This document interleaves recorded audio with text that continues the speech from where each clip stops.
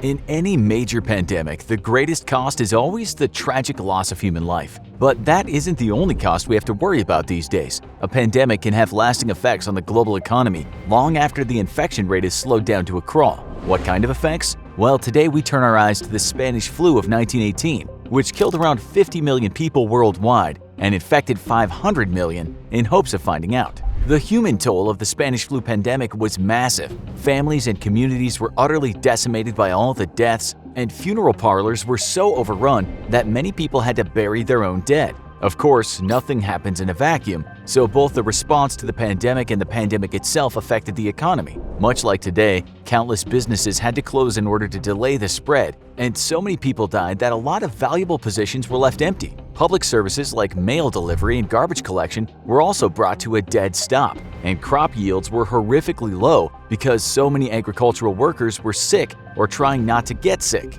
Between that and the First World War, it's remarkable that the Roaring Twenties even occurred. Or is it? It's indisputable that the Spanish flu took a major toll on human life, but can the same really be said for its effect on the global economy? Let's take a more detailed look at the economic aftermath of the Spanish flu to find out. It can be surprisingly difficult to analyze the economic impact of the pandemic because its effects on the financial world are difficult to disentangle from the effects of World War I as a whole. The World Economic Forum estimates that the average GDP and consumption per capita fell by 6% and 8%, respectively. But there's still significant gaps in the data. If World War I hadn't occurred just prior, we may have been looking at a completely different set of circumstances, but that's not the world we live in. During the outbreak itself, the economy totally stalled, as businesses and events were shut down worldwide. Unlike many diseases which typically target the young, sick, and the elderly, the Spanish flu killed a disproportionate number of men and women aged 15 to 44.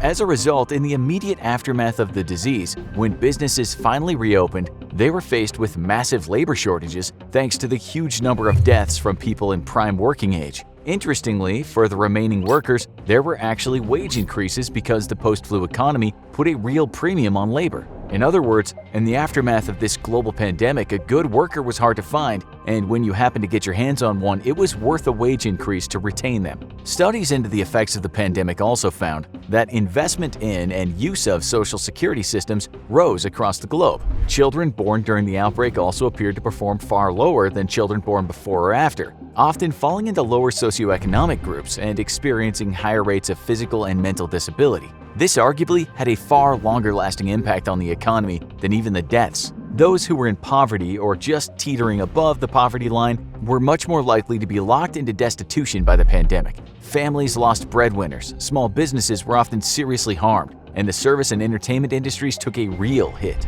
A strange anomaly is the fact that the economy fared better after the Spanish flu than most people did on an individual level. While people lost families and friends, the economy recovered relatively quickly, according to a study from the Federal Reserve Bank of St. Louis. In the words of the study itself, the Spanish flu pandemic was a permanent influence not on the collectivities but on the atoms of human society, individuals. The real surprise of the Spanish flu's effect on the economy was that these effects were really nothing special in the long term. The outbreak was directly followed by the 1920s, held up by many as one of the greatest periods of economic prosperity in American history until the 1929 crash, which had literally nothing to do with the outbreak prior. How was it possible for such a huge catastrophe to have such an underwhelming effect on global economic systems? Well, there are some theories. For example, the economy was significantly less centralized in 1918 and 1919, meaning different areas bore the brunt of their own miniature economic struggles, rather than experiencing every nationwide catastrophe as a single devastating punch.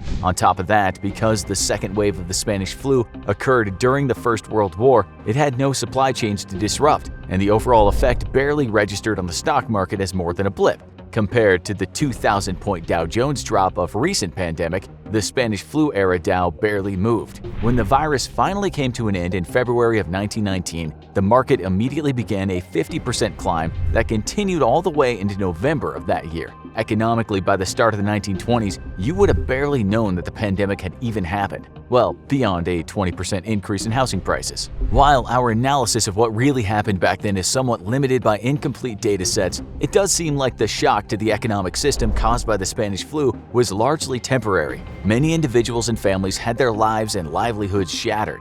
But the market ultimately turned out fine. Historian Robert Peckham summed up the feelings of many academics in his profession when he said, "Analogies create blind spots. It can certainly be interesting to observe pandemics of the past to see if they hold any insights into the economic effects of today's pandemics, but 100 years after the Spanish flu, the world has changed significantly. We're dealing with a more complex and centralized economy. The world population is significantly higher, and global connectivity allows for viruses to spread faster than ever before. There's no guarantee that what happened then will repeat itself under today's economic circumstances. Though hoping for a current pandemic to mirror a past one that left around 50 million people dead is an ethical problem of its own." Thanks for watching this episode of The Infographics Show. Want to know more about some of history's most devastating diseases, or even more about this one? Why not check out Why the Spanish Flu Killed Over 50 Million People, Deadliest Plague in Modern History, and Worst Plagues in the History of Mankind. In the meantime, stay indoors and wash your hands.